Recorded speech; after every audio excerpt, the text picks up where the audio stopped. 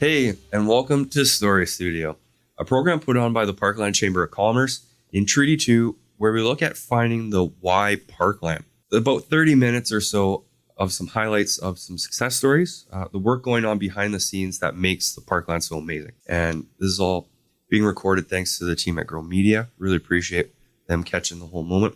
I'm Stephen Dakota. I'm the Executive Director for the Parkland Chamber of Commerce, and I'm joined here by Charlene and by Marisa. So thanks so much for being a part of this today. Thank you for having us. Really Thank you. appreciate it. I'll pass it off to you, Marisa. Do you want to just start off with who you are, what you do, and anything you just kind of want to cover right off the top? For sure. So my name is Marisa Philippe. I moved here with my husband, who is from France originally, from Montreal, where we were living at the time. And we moved here in 2014.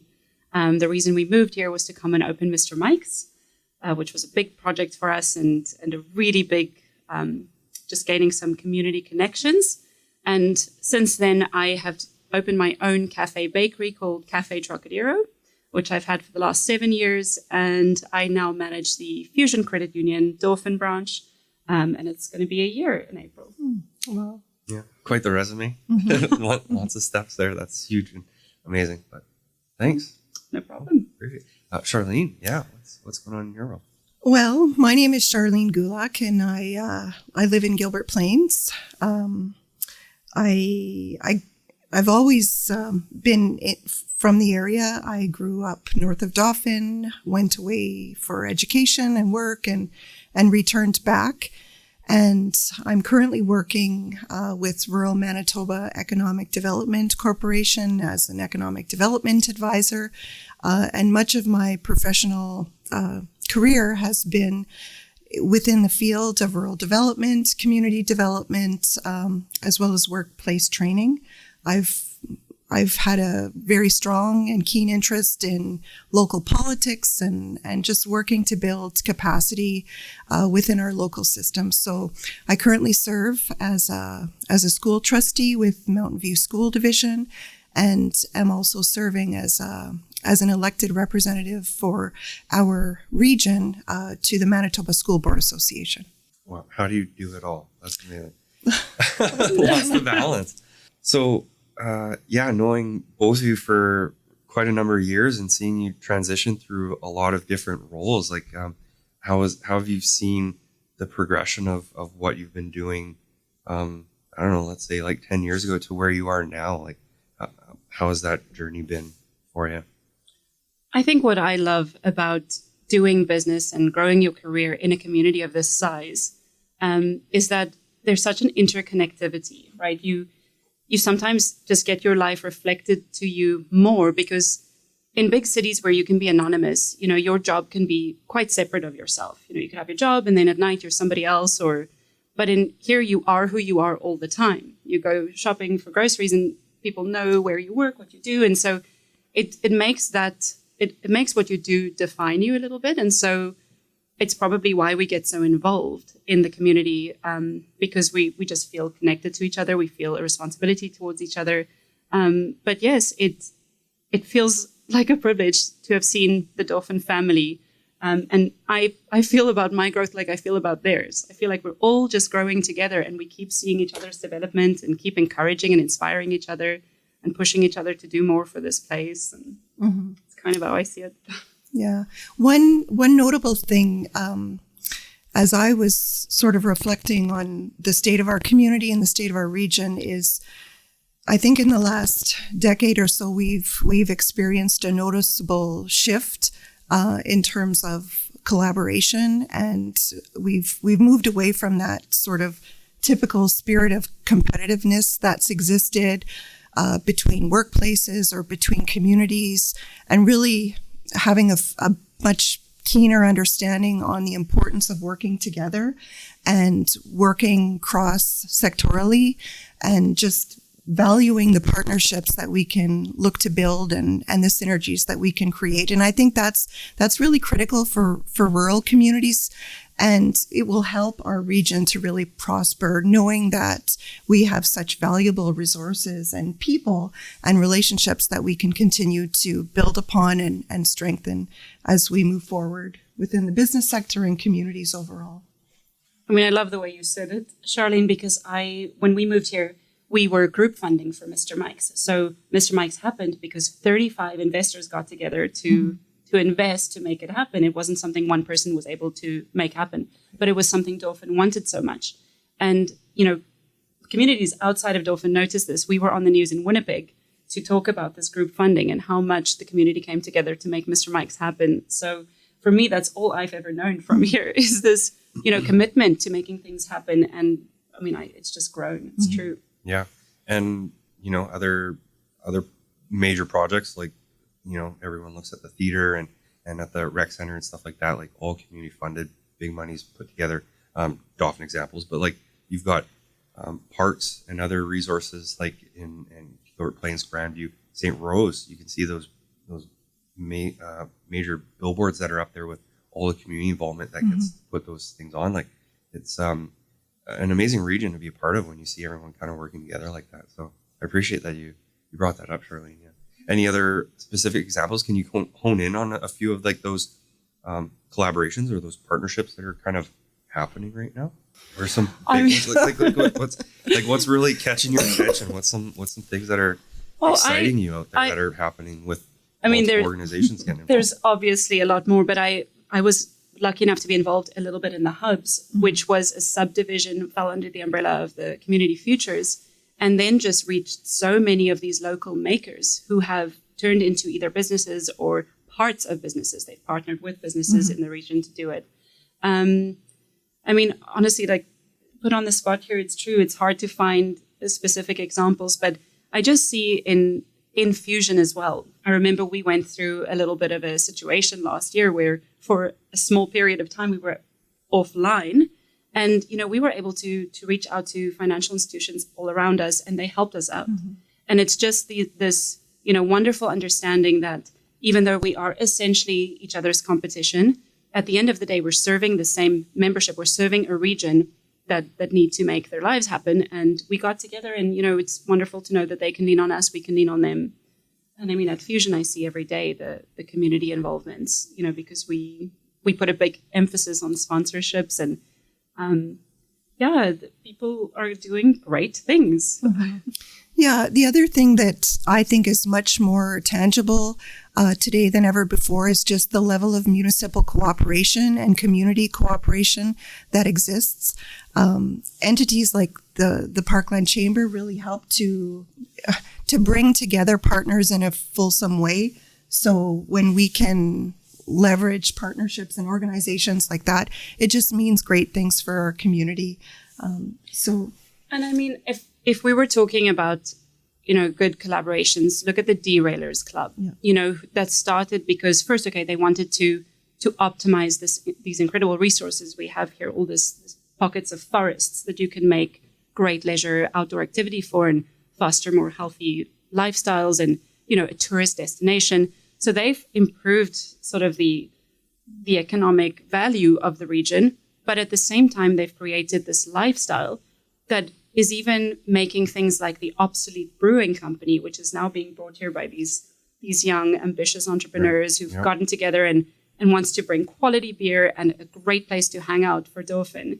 And it's the Derailers are all on board on teaming up and making sure that that's, an extension to the greatness of that experience. So you go and you ride your bike, you come have a good beer. I mean, you could be anywhere, you're just having an amazing time. And I appreciate you bringing that part up because collaboration and things are happening, but pieces are falling into place and there's thoughts happening on like that, I don't know how you call it, but like a plan, like a succession plan in a way, but like where you have these assets and things that built and then that ripple effect of other things that complement it and you can lean off of it.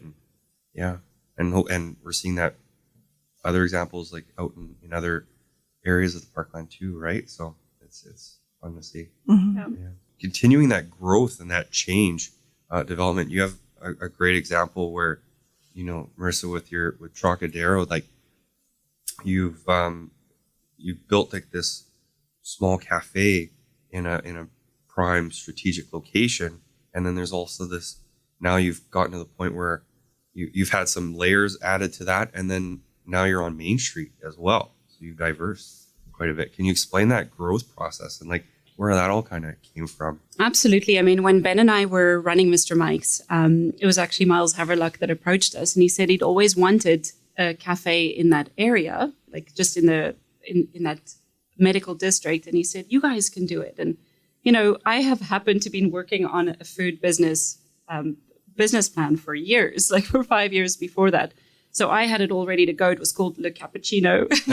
That's how I presented it to the, whoever wanted to make it happen. And, it was just one of those things where things just fell into place. I was pregnant at the time. I couldn't work at Mr. Mike's. I had to be off my feet for the last few months of the pregnancy. And so I just started inquiring about it, researching, met a company in Winnipeg, and it's actually Cornelia Bean. She does tea. She was instrumental in just guiding me to packaging, to, things I need to consider.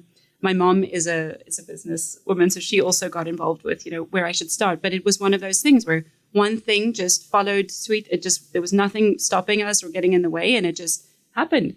And we opened this, little spot in the clinic, and I had to learn the hard lesson of when you open something, your vision is 5 years ahead, right? So you open something that you've planned for 5 years from now, and suddenly you have to deal with the realities of it. And then I just started realizing, the business part of it and what it is to build a business from scratch.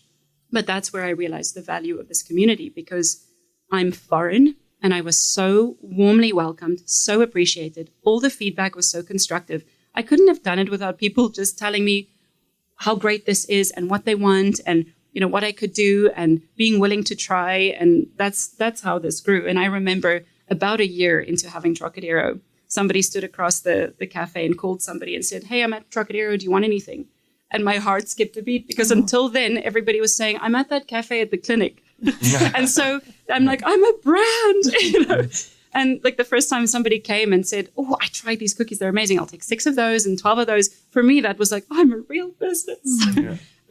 So growing from, just thinking, oh, people want to buy what I'm making, to realizing there's this need and having people be so receptive and so supportive and so encouraging and so kind. Like, honestly, the way people would reach out to me via Messenger instead of just making nasty comments, I really appreciated that. And then when I got to a certain state and I realized that my little business is COVID resistant because it's a takeout, there was an opportunity, right? Somebody wanted to move out of their business. It would be interesting for me. That was at the time my competition. So I would just be extending my services and eliminating the competition. So it made sense. Plus, people didn't always want to come out of their way to the clinic. And the clinic is quite a serious environment. So suddenly I opened this Main Street location and I felt this vibe. People on the way to the lake, people on the way back from the lake, and a very different feeling. And then the ice cream season. And so it was this wonderful compliment to the other one. Nice. And yeah. And probably getting prepped for ice cream season right away. Absolutely. You've got the umbrellas ordered already. Thinking about who's going to clean the building, like dust off everything. Yeah.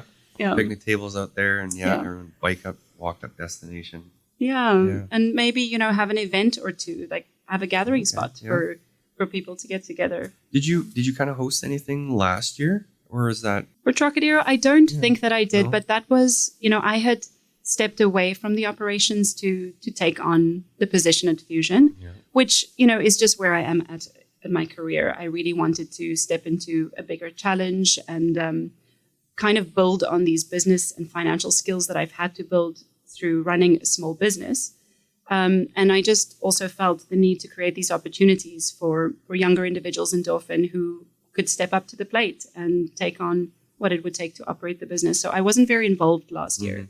I had plans to do events, but there's only so much you can do. Which is a big representation of growth. You've got yourself, like you said, you felt like you've really created a brand, and then when you can walk away and let someone, continue that and make it happen, and you can focus elsewhere. That's a huge sign. Exactly. Sure, right? I feel proud of that. It is hard though, because we are facing some external challenges at the moment with the economy the way it is. And, my heart bleeds for our customers. I want to make things I want these little luxuries that Trocadero offers to be as affordable as possible. But our costs have gone up. The labor costs have gone up.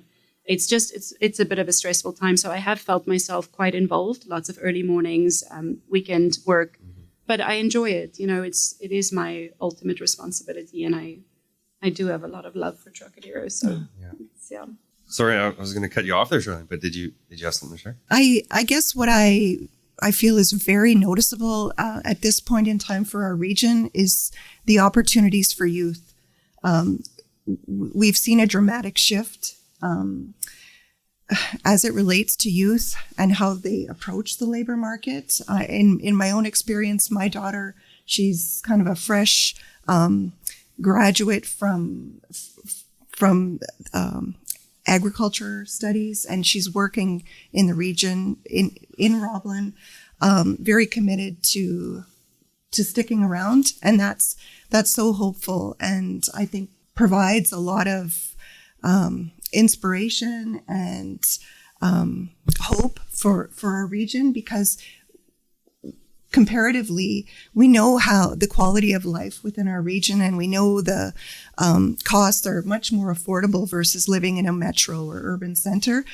So when you consider those factors and amenities that we have within Parkland, it's a tremendous draw for folks. But knowing that our own youth are really find a sense of appeal to return home after education, or in the case of one of my other daughters, like after grade 12, she's planning on just remaining in the workforce and building her skills, because there are tremendous opportunities in our labor market right now. And I think from a young person's perspective, like this is the time to be developing your skills and really testing the waters in a variety of fields. So knowing that these are all at our fingertips, and if it means our youth continue to live with us, I'm okay with that, because it means good things for our community. Mm-hmm. Yeah, kind of a perspective I haven't heard in a little while, or maybe not at all, where it's like, yeah, you can, we have such vacancies out here in the job market. So as a young person, you know, coming out of school or in school at the moment, like going around and testing different jobs here and there and trying it all out and helping where you can. So that's an interesting model to take for someone coming out of high school. Or but I really liked what you said, Charlene, because when we opened Mr. Mike's at first, we found it hard outside of holiday periods to find good staff, because, you know, it's like the brainpower left Dauphin, right, because all the students would just go and study elsewhere. And typically, if they met somebody, they might return here because they realize the quality of life. But I feel like now the youth are realizing that quality of life sooner, because of the way things have become more virtual, and there isn't really that need to go and study elsewhere. You could do it from here. And also COVID made everybody really reflect on what it is they want out of their days, because if you're stuck where you are, do you like where you are? Mm-hmm. And so I do value that you know, this brain power, this ambition, it's sticking around and wanting to develop with us in the Parkland. I'm going to hit Charlene with a question here, and then maybe Marisa, you might have some insight from the fusion world on this. But with your time you've had with Community Futures just before now your role with RMED and rural economic development out here, what have you been noticing on your travels in the area, like and going from kind of community to community, some opportunities that are taking place, like maybe there's opportunities that are being taken advantage of at the moment, or maybe some that are being a little underutilized? I think some of the opportunities that this area in particular possesses is that we're so well positioned for industrial development and growth, just in terms of the geographical package that Dauphin and area has to offer, and surrounding area in terms of the assets and amenities that we have. So I think we're really in a fantastic spot, knowing the developments of vermilion growers and the state-of-the-art technology that's going to be operational and producing a fantastic product for us. Like food security is a huge issue, and knowing that we'll be able to just develop a project or an industry that's really going sustainability, to drive our local economy and contribute on a broader basis. That's fantastic. One of the other things that I've observed, just in terms of some of the regional activities that I've been able to sort of have a glimpse into is how well positioned Dauphin and area is relating to immigration support. Our settlement services are phenomenal in terms of what's available within the community, but also all of those secondary pieces through our local settlement office, but also the volunteer base. And we've seen it firsthand in terms of providing those direct one-on-one supports to Ukrainians who have relocated into the community. The friendships built are just really heartwarming and fantastic in terms of the cultural connections that we know already exist within Dauphin and area, but to see families nicely integrating into the community given the circumstances is so positive. So we know that we've had demonstrated success with newcomers coming to the area, but to know how strongly positioned our resources are, that's very positive. It's so great to even just talk about that, and it's nice to hear your perspective too, because you know more about especially the immigration piece. But I'm fortunate at Fusion to see a lot of the volunteer work that goes on and a lot of the business initiatives, because we offer sponsorship programs for businesses looking for funding and also for volunteer organizations. So I get to hear from everybody what they're doing, and we have sort of a certain amount of hours that we as employees try to offer as volunteering. So we participate in a lot of the events, and I love doing it. We were at the coldest night of the year, and I just love learning more about that food program that my son happens to benefit from. But things like that just are absolutely wonderful. On the business front, we started something called Community Infusion with Fusion, where honestly, it's like a Manitoba Shark Tank. I just love it. These businesses apply through business plans and showing what they want to do with their businesses, and then they present them. So they pitch them to a panel of judges who are Fusion lenders, and they get quizzed and questioned, and it's just you and the audience just learn so much about what is going on, what these visions are of these business people, what their convictions are, why they're doing things, and the reasons behind it is always so meaningful. And I just really appreciate being able to be right in the middle of knowing what's happening. Mm-hmm. And I think initiatives like that it's so integral that we give profile to rural entrepreneurship. Because we have so much potential. Absolutely. It's what I love most about working with the credit union. It was my big draw. I feel like credit unions are people's partners in business, because in rural economies, it's not the big banks that are going to help make these things possible. Yeah. And it just improves lifestyle so much. Yeah. And you see that, community around here is someone trying to make it. It's their business. It's their, a service that they're supplying, or it's they own the storefront and they're doing what they can, right? It's not a lot of box stores. Dauphin's got a number of theirs, but it's a lot of small businesses doing their thing, right? So, yeah, lots of collaboration that needs to happen, lots of partnerships, lots of labor of passion. Yeah, exactly, right? Yeah. No, wonderful. So kind of drifting outside of the business realm and that 9 to 5, but busy lives that you both run. What are you finding? What are you getting involved with? What's out there for you when the business closes and you're out doing your own thing? What's making your want to go first? Happy? Yeah, I think it's you're dancing, right, or something. Well, like I'm that. dancing, I guess I'm a lifelong dancer, Ukrainian dancer, and I've been able to be part of the Zjedaz Ukrainian dance group. That's the adult dance group that exists in Dauphin for a few years now. And we're actually performing tonight at the, we're the entertainment for the Dauphin, or the provincial seniors curling event that's happening here. Nice. Wonderful. At our facilities. But part of my other sort of volunteer role has been on the philanthropy side. I've been involved with the Gilbert Plains Community Fund since its inception. I think I've exceeded the the recommended number of years that you should be a volunteer board member, sadly, but it's something that's so important, and to see money donated in a meaningful way and leaving a legacy to the community through a variety of projects is just so important. So that's awesome. Really dear to my heart. I mean, I feel like Dauphin has allowed me to be everything that I am since I moved here. So before I had Oscar, I started a little French school in the evenings called Bonjour French. And I had adults come for conversation classes, and we had such a hoot. In terms of volunteering, I got involved with Theatre and Misc, and I created a website for them because at that time they didn't have one, and they really wanted to have one, and they needed one for the following year because they were hosting the Act Fest. And so that was such a privilege because I got their archives of photos that I scanned onto this website and, just created this wonderful space to celebrate Theatre Misc.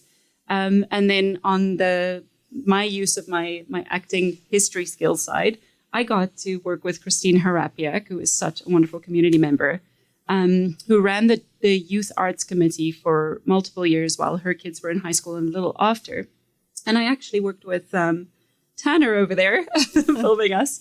Him and his sister were both in this Youth Arts Committee club, and I directed with Christine plays. And we just put on these wonderful productions for the town of these very talented high school students who gave their own time every Monday night to come and practice, and just put on a great show. And I have the warmest memories of that. Since I've had Oscar, I'm on the board of the cinema. And I was on the board of the daycare for a short while as well. But it's been 3 years now that I've joined the cinema board and helped with fundraisers. And we did this, for me, this was so exciting. It was called Movie Lovers Club. And every first Saturday of the month, we would get together and watch a foreign film or an art movie. And it just brought together movie lovers. And COVID really ruined that for us. Mm-hmm. So we want to get back to it because the group of participants or attendees just loved it. And honestly, we would watch movies that won Oscars back in 2004, like a Spanish movie, or even, English language movies that were just fantastic, but never on the big screen, like never blockbusters.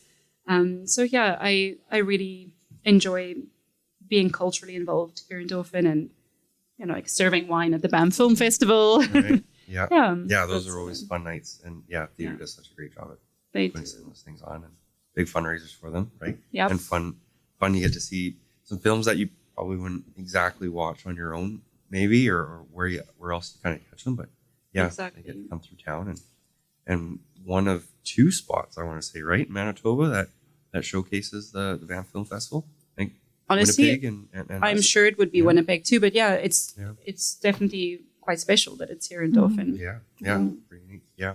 All right. Well, we're getting pretty close to the time here. I just want to get you an opportunity for like final thoughts. Anything you kind of want to leave anybody with, or stuff that we haven't covered, or you want to maybe expand a little bit more on a thought that we've kind of brushed past pretty quickly.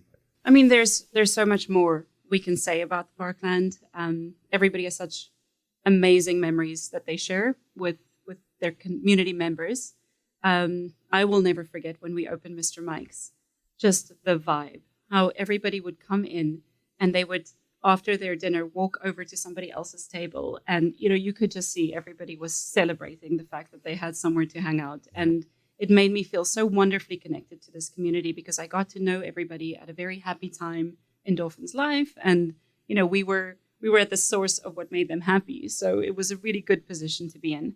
But mainly I would love to, or I just want to give a big shout out to everybody who lives here and who commits themselves so wholeheartedly to this environment and to their fellow Dauphinites and Parkland habitants. Like, what would the word be? But the absolute commitment to each other, and how warmly we welcome everything that's great for us.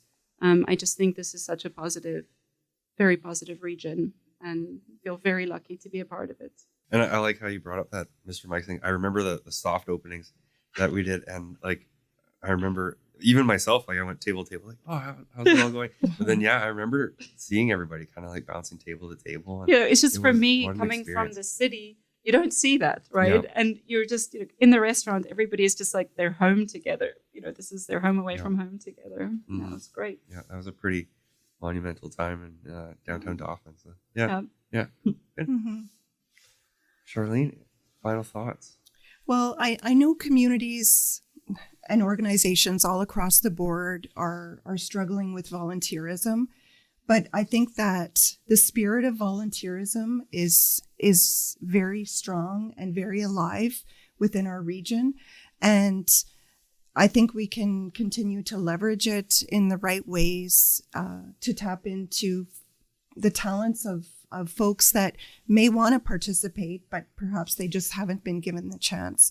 One of the recent experiences that I've enjoyed over the last few months is under the direction of Anastasia Fick, who hails from the Garland area.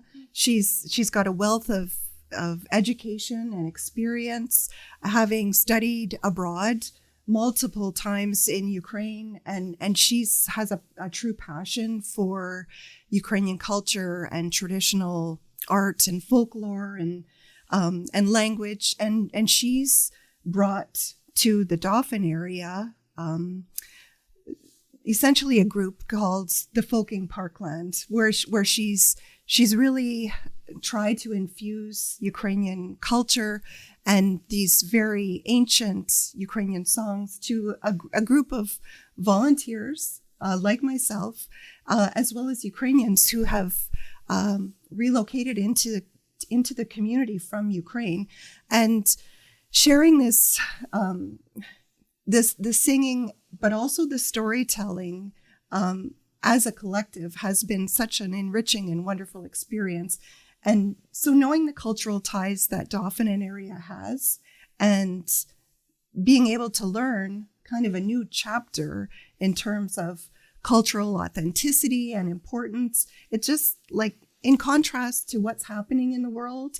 And we know that there's these geopolitical forces that are changing, and having the experience to engage in something so heartfelt and culturally significant is very meaningful. So having that experience is really enriching. Amazing. Totally agree. Yeah. Well, thank you so much for being here and being a part of this process and another episode of Story Studio. And thanks to Grow Media for capturing all the moments. So, And thank you again for everything you do, Stephen. well, thank you. Appreciate that. You're the party face of Parkland Chamber events. Thank you. Always a pleasure. Yeah. Appreciate it. Stephen, you truly are doing a wonderful job of bringing people together, and it's so important. Thanks. And keeping culture alive, like Charlene was saying, just these efforts everybody is making, the Portugal trip you've organized, Yes. and the way you've kept the excitement going on social media of the seats being booked. It's so nice to know that a group of Dauphinites or Parkland, I keep saying Dauphinites, but a group of people from the Parkland are going to go and experience this old world together and have that memory to share back in Dauphin. Yeah, Mhm. exactly. Yeah. Yeah, and That's hopefully awesome. we get to do that again next year, different locations somewhere in the world, and continue to do that and Awesome. take those experiences back there. So, cool. Well, thank you. Appreciate it. All right. Well, that's Story Studio. Thank you, everybody.